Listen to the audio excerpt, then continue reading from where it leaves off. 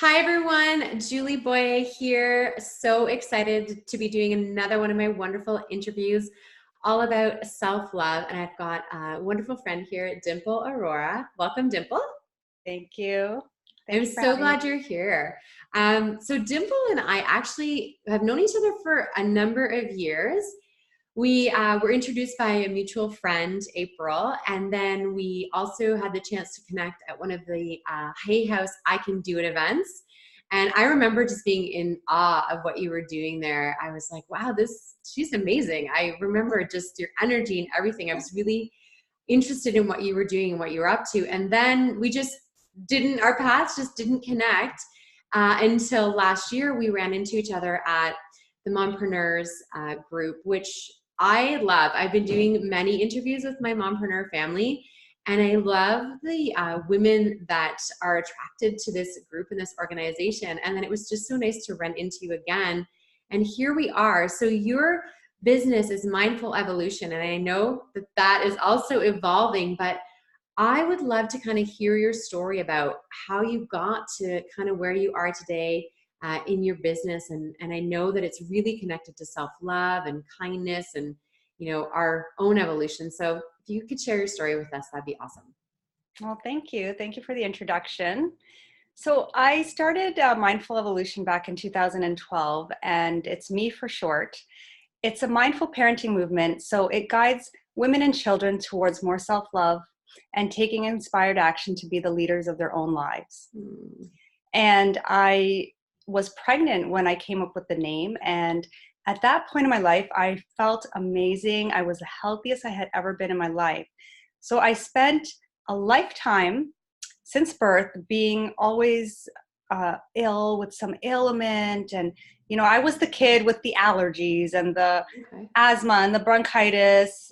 By the time I went into my teenage years, it was the cystitis and the, hormonal issues. And by the time I got to my 20s, there was always some, sinus infection, UTI, chronic infections all the time. And then when I got into my 30s, early 30s, I was a high school teacher at the time. Mhm. I collapsed in the staff room on my last day of teaching. What? And fibromyalgia was winning at the time. Oh, Mercury poisoning was winning at the time. Childhood trauma was winning at the time. So I then spent years afterwards on this amazing healing journey. And my motivation was to become a mother. And I wanted to be the parent that was to instill self-love in my child right from day one. And the parent that, parented through wisdom and through respect. And I'm not saying I'm perfect by any means. My daughter's 6 years old at the moment. But I feel like the tools and the training that I've gathered in the last decade has really helped me on my parenting journey. And that's why now I help moms to be more in control of how they feel every day and how they're showing up every day so that they can raise the healthy, happy, empowered child. wow, that's a pretty incredible story. And I had no idea actually what you had been through as a child. And you talked about, your illness and the relation to trauma. So is that something that it was like a light bulb moment? You realized that what you'd been through in your childhood was not just you being sick, like there was another link to it? So as I encountered this healing journey in my 30s, I realized that when our bodies are not functioning the way we want them to, it's more than just what we're eating. It's a lot to do with the emotions that we're holding in our body, Yeah. all the experiences that we've gone through since childhood. Most of our subconscious programming happens in the first 6 years of life. Yes.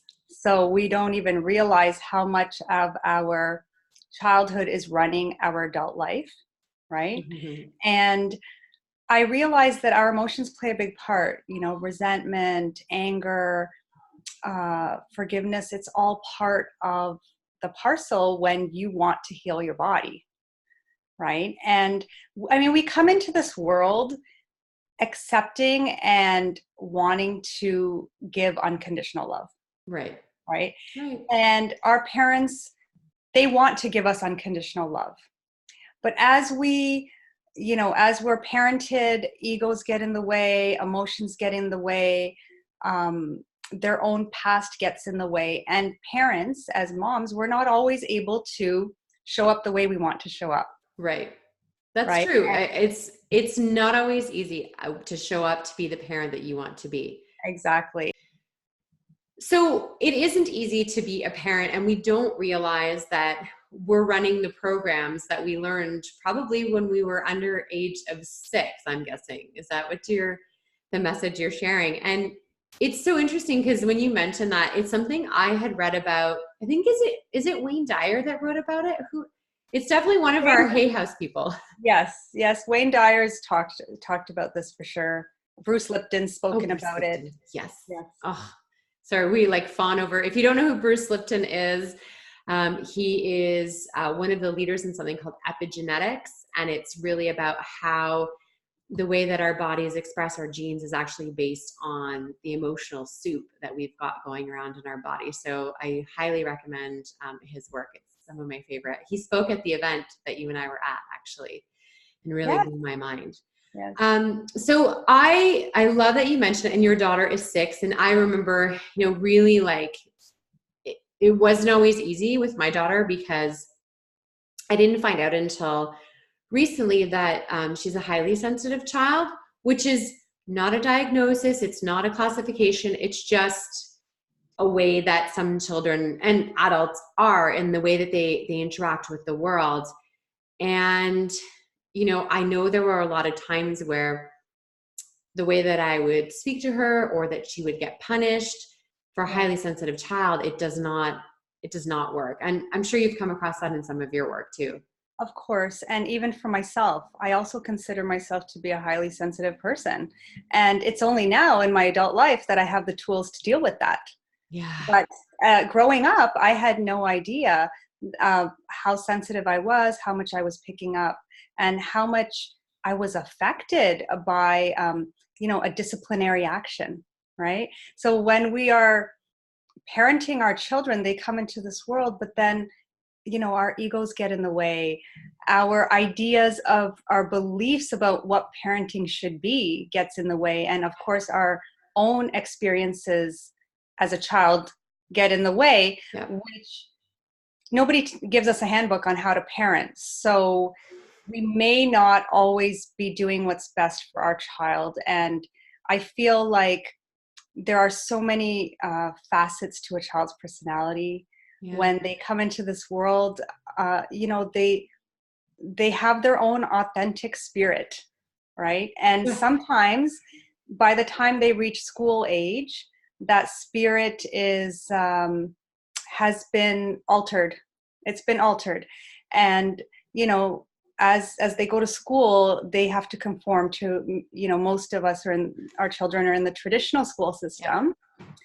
And conformity is the biggest killer of spirit, right?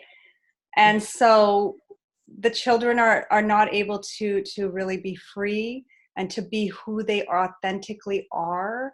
A lot of children that go to school, they have to sit still, or they don't have that outlet to move around. Not all children are meant to just be in a classroom all day, right? Well, and honestly, as an adult who likes to sit all day, exactly. Like really, it's not comfortable. And not that kids are sitting all day. No. And you know what, here's the thing is you and I both know a lot of teachers. You were in the profession.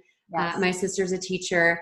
I have lots of friends who are teachers. And I think the challenge right now with the traditional conventional schooling is that it's not about the fact that there aren't fantastic teachers. It's fact that the model is broken. And as much change as you want to implement from within the system, you're really limited to what you can actually do when you're in the system as a teacher. And your story about being completely burned out and collapsing from fibromyalgia, but I mean, we know that fibromyalgia is, gets so much worse when we're under tremendous stress. Yes. That's a story that a lot of people in the teaching profession are dealing with as well, and are leaving the profession that they love because of the fact that there's this misalignment, right? Like there is an awakening for our generation. We're understanding that the way that we parent our children, that we teach our children is not the same way that it used to be. And the school system isn't aligned with that. And so it causes like a discord. So going back to that part of your story, so you said that was your last day of teaching. Now, had you planned that to be your last day of teaching, or was it a forced last day of No, teaching? it was a forced last day of teaching. Oh my. And it was after that that I went into, coaching and healing and nutrition. And now I think, wow, I could be such a different teacher if I was in the school system now. But I do teach. I do Yeah. teach in a different way. I mean, I coach moms, and I do run empowerment classes for kids. And I feel like kids need to learn the tools to deal with stress, Mhm. and having that mindfulness aspect and having empowerment tools to help them regulate their emotions. I Mhm. mean, we need that as adults. And we expect our children to have good days every day, and they're not going to. They have moods, they have incidents, they have they're affected by what they're eating and all of that. So I just think it's very important to educate families and parents on how to really thrive and how to honor the uniqueness of each child. Hmm. I love that you said that, honor the uniqueness of each child. And it's true that every one of our spirits is different. We all have a different reason for why, we're here. We're trying to develop, well, hopefully we develop into being the best version of you, the one in billions. I mean, the chances of you even being born are astronomical. And there's just the one of you, and allowing our children this space and the ability to grow like that. And I like what you said about our kids don't always have good days. Well, I mean, do we as adults always have good days? Definitely not. Mm. And that being allowing our children to have a bad day, but then learning what to do about those emotions, which it's not about like, pushing them down and ignoring them.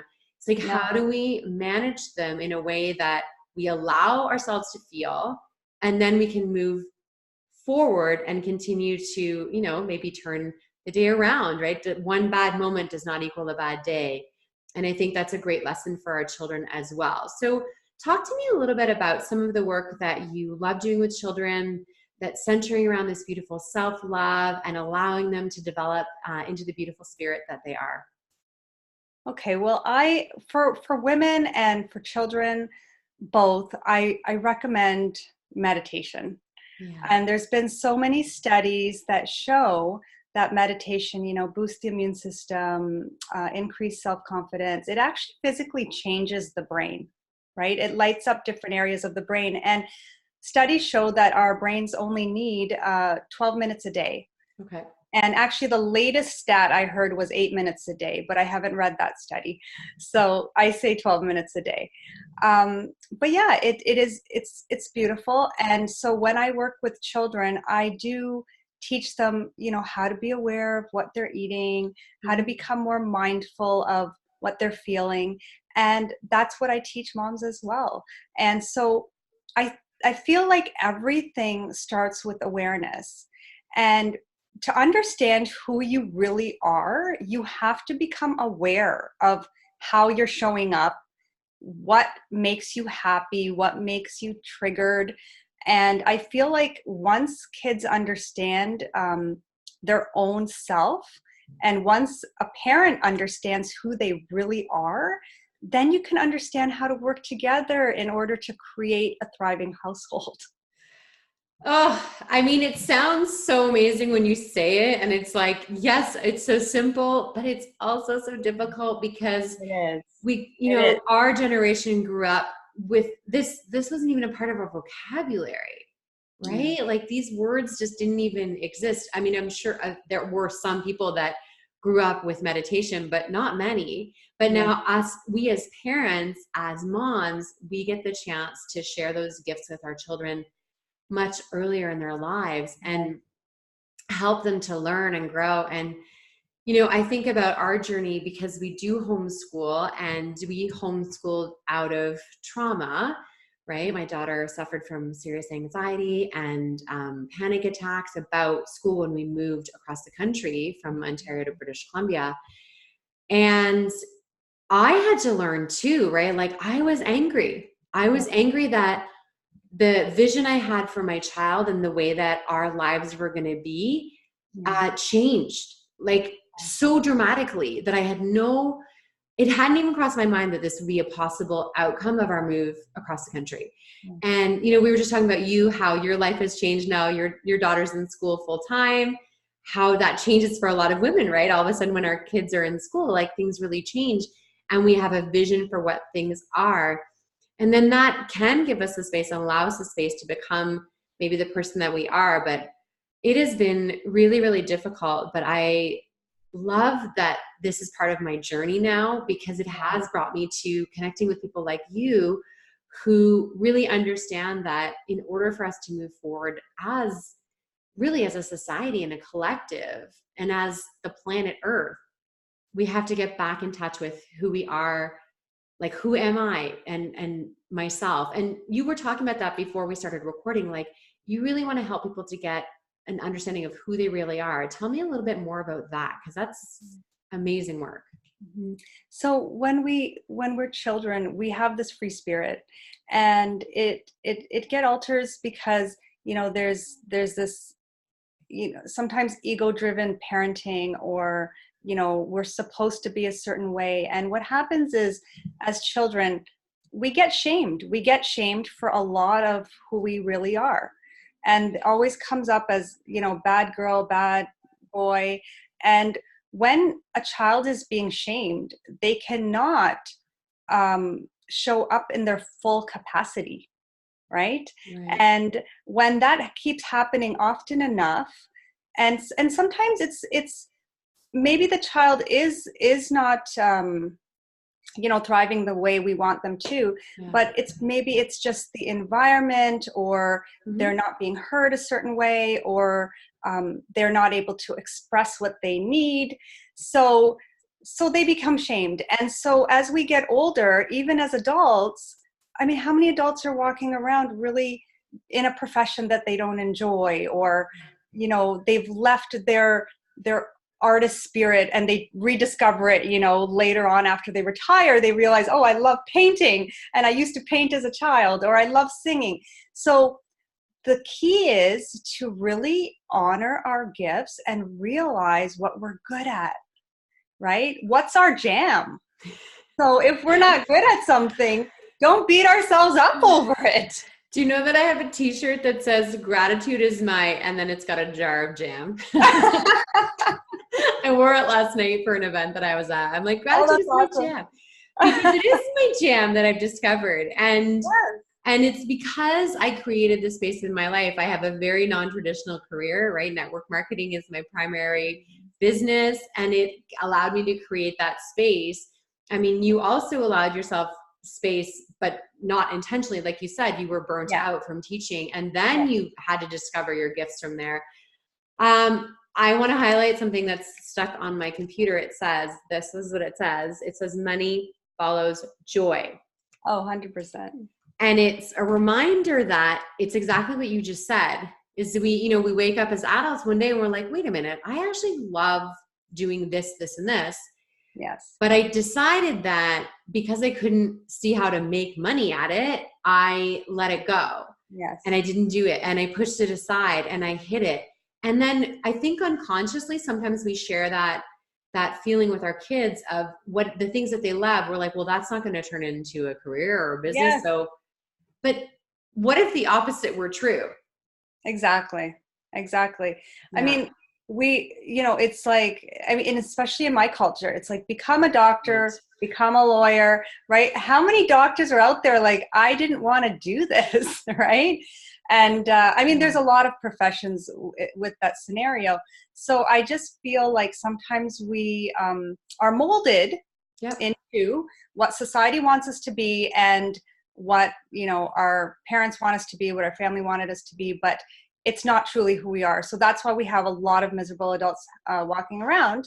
And until you really rediscover who you are, you cannot bring true happiness into your life and true joy into your life. And I know I mentioned meditation. Honestly, that's a big step. It's a big step for most people. Right. But it doesn't even have to start with meditation. Actually, when I talk about mindful evolution, it's transforming one thought, one emotion, and one choice at a time. Okay. That's really what it is. It is baby steps. Yeah. And so even just being able, I teach the children, just being able to acknowledge yourself every day in the mirror when you wake up. Like say, like my daughter, I'm like, hi, Adya, say hi, Adya, have a great day. How are you? And just being able, because I have led workshops where women have not even looked at themselves in the mirror, really looked at themselves in the mirror. Okay. So it's Yeah. it's that disconnect. It's a disconnect from like that centering that we bring into this world when we're born. And it's the disconnection from our soul, which is like really our light. Yeah. And that is what you see when you look in the mirror, right? If you really are looking in the mirror at yourself, you're not actually seeing, you're seeing so much more than, well, once you're comfortable with it. But it's that beauty that you see, that it's always there, but we get caught up just by like, what's right there? How's my hair? What do my glasses look like? Are my earrings okay? Like and you're talking about really seeing ourselves. It's so beautiful. My goodness, you've shared so many wonderful things. I want to hear though about, what do you do for Dimple that is self-love, maybe on a weekly basis? What does that look like for you? Okay. So for me, I do meditate, and I actually only started in 2014. Okay. And so it's only been 5 years. Only 5 years. But That's it's amazing. After, even when I was ill, I had many, therapists and people I would go to see to be like, fix me, right? Yeah. And I was always looking outside to be fixed. And they would always tell me to meditate, and, you really got to be ready for it. It's one of those things. So that is one thing I do. I bring in all my tools. Like I use EFT a lot, which is emotional freedom technique. Yeah. It's tapping, also known as tapping. I use that. And actually I got trained in that back in 2012. And I used that to clear a lot of trauma from childhood. That's what I used. And I also, for me, I feel like when I'm displaying self-love to myself, I'm accepting exactly what's going on in the present moment. So I'm accepting what's happening in my body. I don't get angry at my body whenever something's not, working properly. I feel like, no, I can bring my body back into balance by not going into that place of fear or panic, if something shows up. And so I feel like the biggest thing is accepting where you are every day in that moment and making a choice to change it if it's not resonating, right? If it's not working out. And so even a small choice. So today I decided I need to move more. Like that is a big thing for me. I need to move more. Okay. So I was feeling a bit off. So I decided to go for a walk. It's freezing outside. And I'm not the type of person that's going to go for a walk in the cold. But I made that choice. And, the more you make these inspired choices, they become easier. Yeah. Right? Yeah. And I do feel that journaling is a big one. And I never really did it over the years. I love writing. I love it. And now I've gotten back into journaling. Great. And I feel like it's really helping me just process and be grateful. I do have a gratitude journal. Actually, I do have a gratitude journal here. Yay! Now, I don't write in it every day, but when I do, like say every few days or every week, and I just start writing this big list of things that I'm grateful for, and it all comes out because I want to, go back and read that and remember, right? So just little things. Yeah, those are a lot of really beautiful things that you've integrated into your life. And what I love to ask everyone is, you've actually shared a lot of really great ideas in our talk. I'm glad you brought up EFT because it is something that I use in my life as well, especially when I'm dealing with pain. I suffer from endometriosis, so EFT really helps to bring the pain down and bring me back So I've definitely been using that technique. So I'm glad you brought it up, because I haven't, in all these interviews so far, it hasn't been brought up. So thank you for that reminder of another wonderful thing that we can do that is beautiful self-love. But what I want you to just think about is if you could inspire those that are listening or watching to make one change. So whether it's starting a new habit or stopping something or just changing a thought, what would you suggest that people do? The one thing I would suggest starting out is to become aware of the language that you're using every day. So the first, like, are you saying I'm so tired first thing in the morning? Because you really are telling your brain what to do. And and then it happens. So I feel like we are giving our bodies and our minds the instructions. And so I would suggest just become aware of the language you're using, because it will shock you when you actually start paying attention to what you're saying to your child, and what you're saying to yourself. And so that would be my number one way to start. That's an amazing thing, because awareness leads to us being able to make changes. So that's awesome. Thank you. So I have really enjoyed our time. There's a lot of me nodding. If you're watching, if you're listening, I'm nodding all the time. And I'm like, yep. Because I really love the messages you're sharing, the direction that you're going, what you're offering to us is just beautiful. And I love the way that you really are working with moms and children to make a difference for our future. So where do people connect with you? What's the best way to find you? Thank you. So my website is www.mindfulevolution.ca. Okay. And you can find me on Instagram or Facebook at Dimple Mindful Evolution. Oh, that's super easy. So we're going to share all those links, of course, with the notes, with the video and the audio. I've loved our time together. I could definitely continue this conversation for hours. We'll definitely have to do this again, not wait another, 6 years between times. Yes. Thank you so much, Dimple. I've really enjoyed this. Thank you so much. I really appreciated it. I love what you're doing, and thank you for having me. Such a pleasure. Thanks.